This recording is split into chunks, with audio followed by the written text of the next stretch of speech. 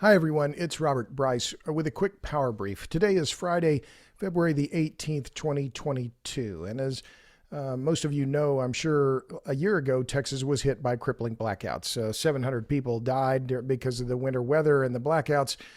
Tens of billions, hundreds of billions of dollars were lost. The grid went black. We went, big sections, millions of Texans were without electricity, including me and my wife, Lauren, for 45 hours here in Austin. And since then, of course, a bunch of different reports have been issued about why this happened. The Federal Energy Regulatory Commission issued a report. I've written about it. Many other journalists, analysts have written about it. On Monday, I was part of a panel at the Chamber of Commerce here in Austin talking about resilience and so on. So a lot has been written.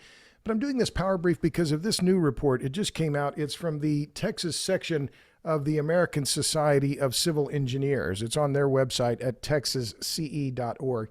It's 123 pages, and it has a very long title: Reliability and Resilience in the Balance, Building Sustainable Infrastructure for a Reliable Future, A Vision Beyond Winter Storms Uri and Viola. Okay, so in looking at this report, I thought, well, this is pretty remarkable, because here are civil engineers putting their finger on what they see as the key issues for the lack of reliability in ERCOT. And here's the relevant section. It says, this assessment concludes that revenue insufficiency from ERCOT's energy-only market model, influenced by federal and state subsidization of intermittent resources, fails to adequately pay for reliable dispatchable generation. And second, these market model deficiencies are the leading contributor to making the ERCOT system less reliable. Here's a group of civil engineers putting their finger on this, one of the issues I've been pointing at for a long time. Other people, Brent Bennett among them, have been saying that these lavish subsidies being given to wind and solar are distorting the marketplace. I'll read it again. It says, the revenue insufficiency from ERCOT's energy-only market model, influenced by federal and state subsidization of intermittent resources, fails to adequately pay for reliable dispatchable generation.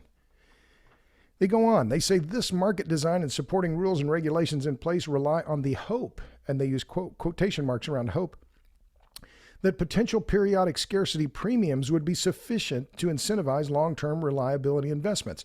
Remember, ERCOT had set that price cap at $9,000 per megawatt hour. So if generators could operate during that time, they'd make a ton of money. Well, of course, they've set it at $9,000, left it there, and that didn't incent any new generation to come into the market because there was no more generation that could be activated.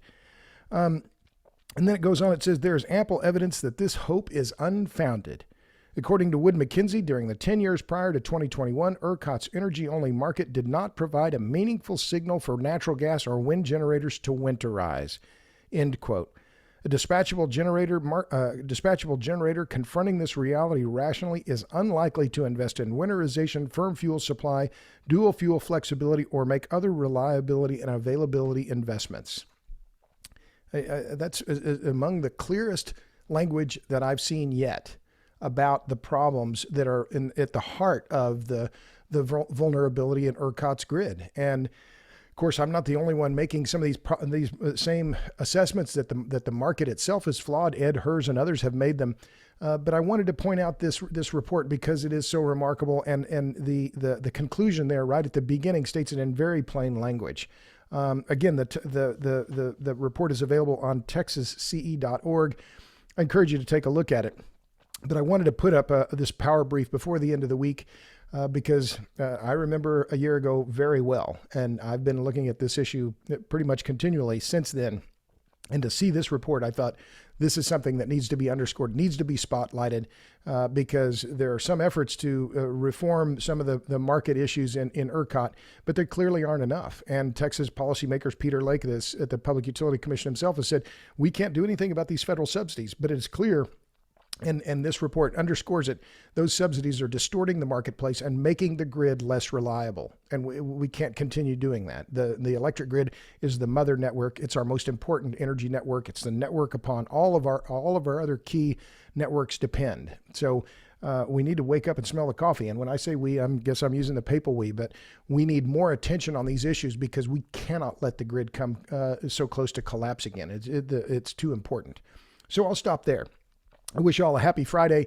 Until next time, see ya.